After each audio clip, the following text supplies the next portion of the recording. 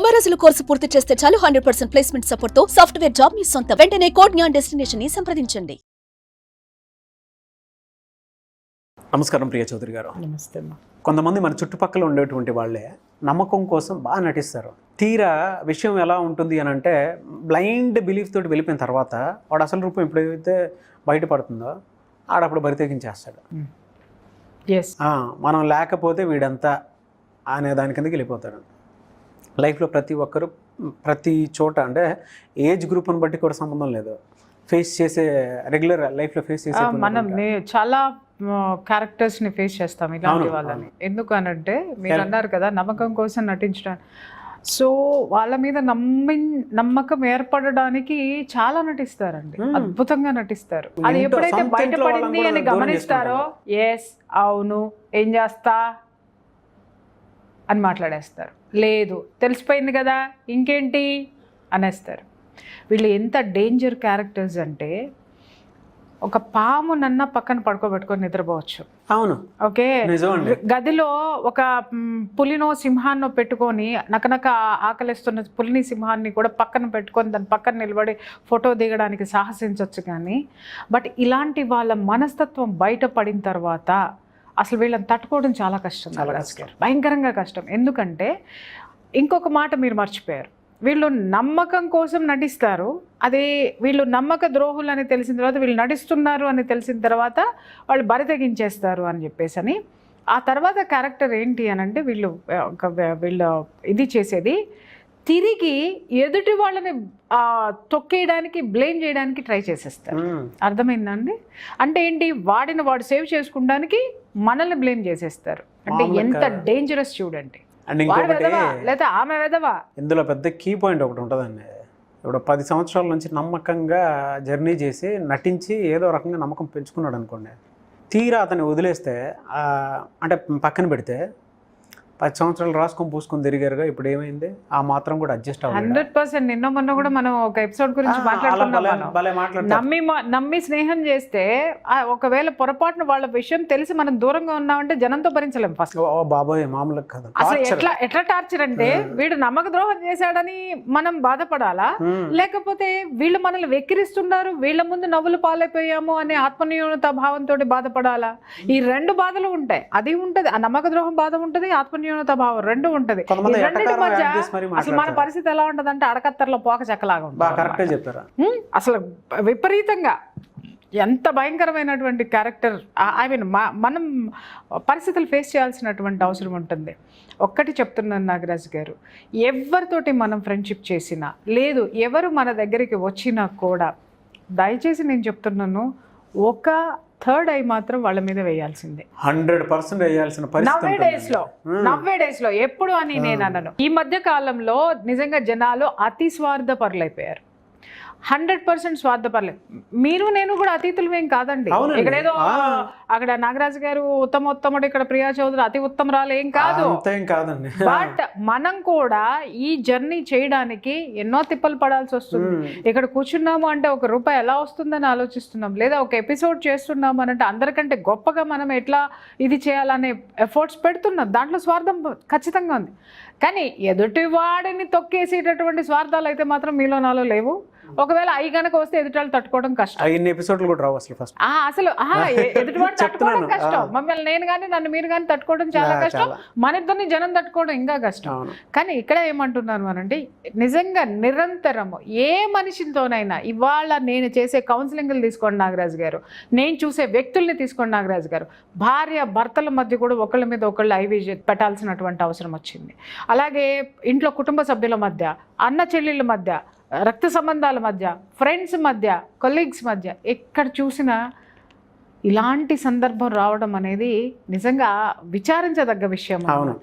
అయితే నేనేమంటున్నాను అనంటే అతి సర్వత్ర వర్జయత్ నాగరాజు గారు, ఎప్పటికైనా ఈ ఉన్నటువంటి పరిస్థితి నుంచి మనము ఈ పరిస్థితిని అధిగమించాల్సినటువంటి రోజు డెఫినెట్గా మనకి వస్తుంది. బట్ అప్పటి వరకు మనం ఏం చేయాలి అని అంటే కాస్త గమనించండి. మన వాళ్ళైనా అలాగని అనుమానంతో చూడొద్దు దయచేసి. అంటే ఇక్కడ కొంతమంది ఏం అర్థం చేసుకుంటారు అని అంటే మొగుడినైనా అనుమానించడమే, పెళ్ళాన్నైనా అనుమానించాలేమో, వాళ్ళనైనా అనుమానించడం కాదు. మీరు ఒక పని చేస్తున్నారు, ఎదుటి వాళ్ళ మీద మీకు ఏదన్నా డౌట్ వచ్చిందంటే నేను కరెక్టా, వాళ్ళు కరెక్ట్, ఒక అనాలిసిస్ చేసుకోండి, దట్స్ ఇట్. ఎక్కడో చోట మనకి దొరికారు అనుకుందాం, మనది తప్పైతే మనల్ని మనం కరెక్ట్ చేసుకుందాం. లేదు ఎదుటివాడు మనల్ని ఇలా చేస్తున్నాడంటే రెండోసారి జాగ్రత్త పడదాం. అందులో తప్పు లేదండి, మీరు చెప్పింది కరెక్టే, జాగ్రత్త పడదాం అంతే తప్ప బ్లేమ్ చేయాల్సిన అవసరం. మన జాగ్రత్తలో మనం ఉన్నామంటే ఎదుటివాడిని బ్లేమ్ చేయాల్సిన అవసరం లేదు నాగరాజు గారు. మన జాగ్రత్తలో మనం ఉండడం అంటే ఎదుటివాడికి చెక్ పెట్టినట్టే, వాడికి అవకాశం ఇవ్వనట్టే. ఎప్పుడైతే మనం అవకాశం ఇవ్వకుండా మనల్ని మనం జాగ్రత్త పడతామో, మనకి మనము కేర్ తీసుకుంటామో, మన జాగ్రత్తలో మనం ఉంటామో, మనం సేఫ్ జోన్లో ఉన్నట్టే. అవును. అప్పుడేమవుతుంది, వాడు బరి తెగించనివ్వండి, తెగించనివ్వండి, ఏదన్నా అవనివ్వండి, నమ్మించడానికి నటించిన వాడిని మనం ఎనాలిసిస్ చేయగలిగితే వాడు బరి తెగించేంత వరకు పరిస్థితులు రావు.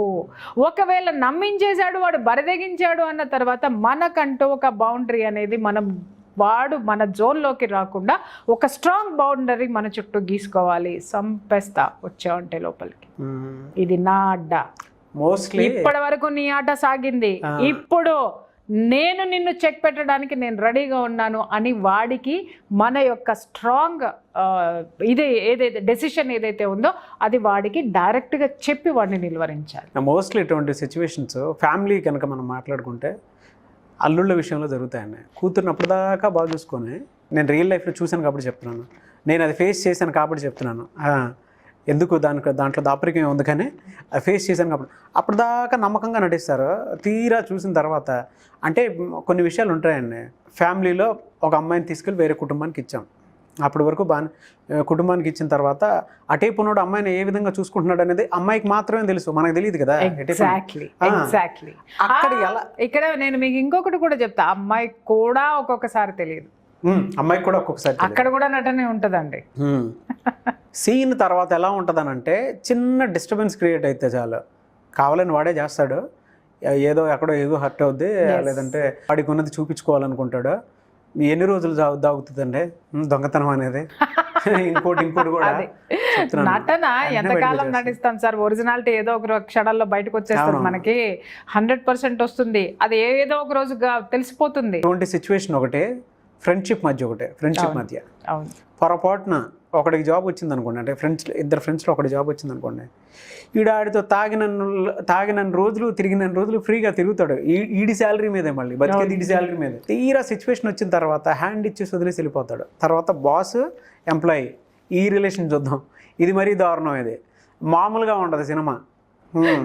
ఆడిని భరించిన రోజులు బాగానే భరిస్తారు, తీరా చూసిన తర్వాత ఏంటంటే ఎంప్లాయీ రాయి వేసేసి వెళ్ళిపోతారు. 10 సంవత్సరాలు 5 సంవత్సరాలు గట్టి పని చేస్తారు, గట్టి రాయి వేసి నమ్మక ద్రోహం చేసి వెళ్ళిపోతారు. ఈ కేటగిరీస్ భలే ఉంటాయండి అసలు. ఆపర్చునిస్ట్స్ అంటారండి వీళ్ళందరినీ కూడా. వీళ్ళంతా అవకాశవాదులు.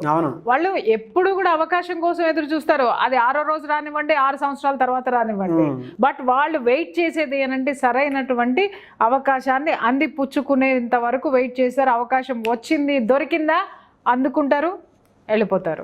సో ఇలాంటి వాళ్ళ పట్ల కాదు, మన చుట్టూ ఏ పరిస్థితులు జరుగుతున్నాయో, పరిస్థితులు ఎలా ఉన్నాయి అనే దాని మీద ఖచ్చితంగా మనకు ఒక అవగాహన ఉండాలి అనేది ఇలాంటి సందర్భాలు మనం మాట్లాడుకునేటప్పుడు గుర్తు తెచ్చుకోవాలి. ఆ గుర్తు తెచ్చుకున్నది ఎప్పటికీ ఆచరిస్తూ పోవాలి. Be aware.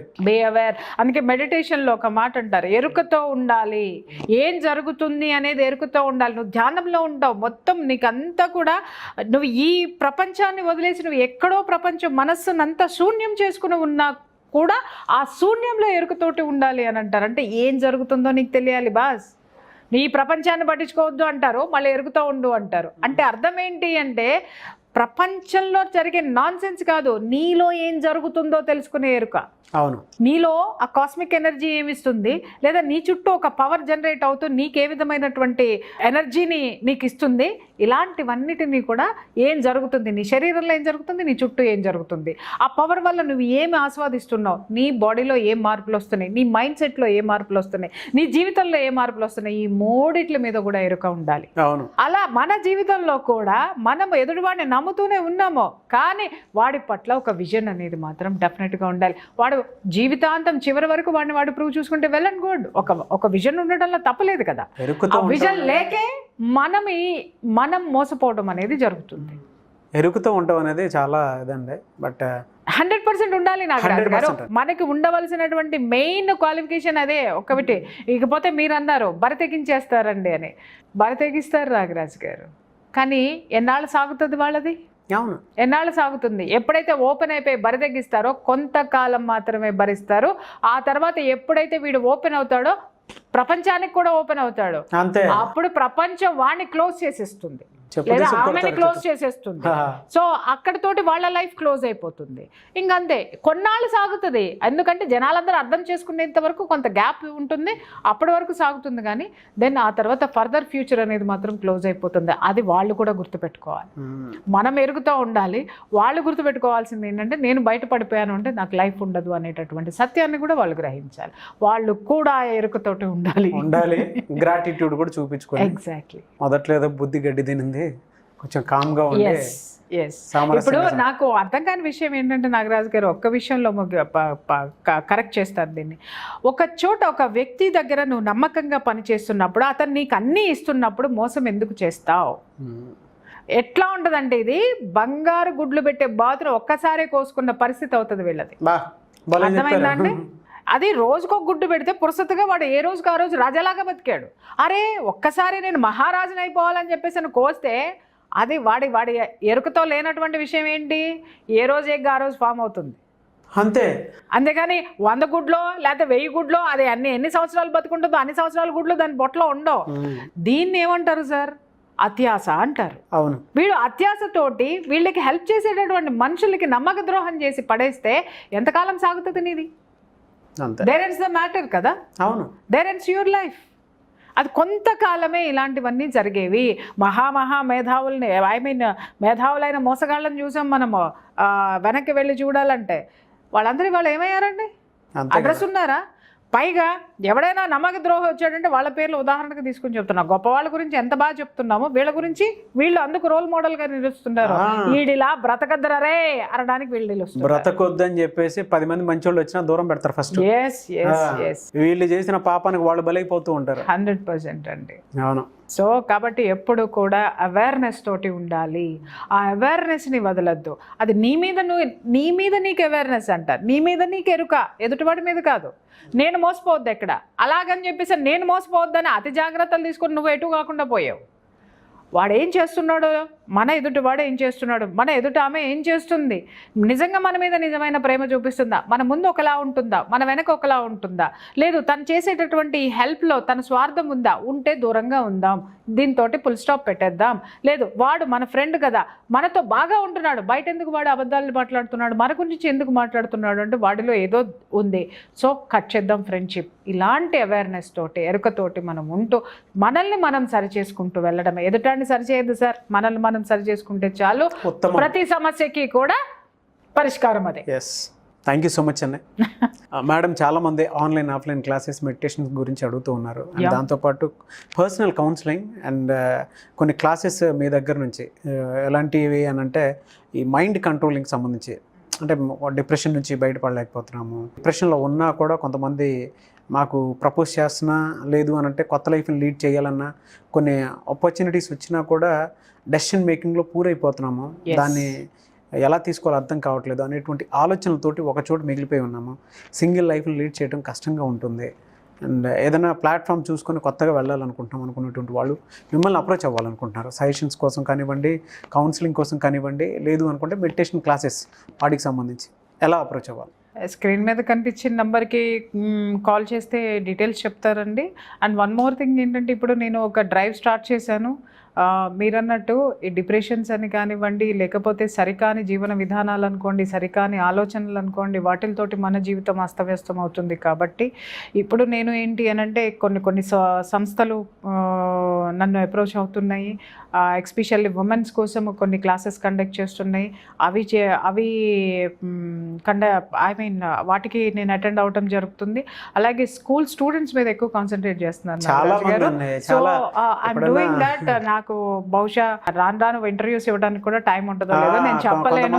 కొంతమంది ఫేర్వెల్ ఫంక్షన్స్కి మీ స్పీచ్ కావాలని నాకే ఫోన్ చేశారు. యా అంటే నాకు ఎక్కువ కాన్సన్ట్రేషన్ ఒకటండి, యూత్ స్టూడెంట్స్, ఎందుకంటే రేపటి పౌరులు, దేశ భవిష్యత్తు వాళ్ళ చేతుల్లో ఉంది. వాళ్ళని మనం కరెక్ట్ చేయాల్సినటువంటి వాళ్ళ ఆలోచనలు కరెక్ట్ చేయాల్సినటువంటి అవసరం ఉంది. So I'm doing that. So hopefully అది సక్సెస్ అవ్వాలి అందరి ఆశీర్వాదంతో. Definitely thank you so much Priya Chaudhary garu. Thank you. చూసారు కదండి వీడియో. ఈ వీడియోపై మీ అభిప్రాయాన్ని కామెంట్ బాక్స్లో పోస్ట్ చేయండి. ముఖ్యంగా ఆన్లైన్ ఆఫ్లైన్ క్లాసెస్ రెగ్యులర్గా మెడిటేషన్ సంబంధించింది అయితే జరుగుతూ ఉంటాయి. సో మీకు కనుక మెడిటేషన్ క్లాసెస్కి అటెండ్ అవ్వాలి అనుకుంటే ఖచ్చితంగా స్క్రీన్ మీద కనిపిస్తున్న నెంబర్కి సంప్రదించవచ్చు.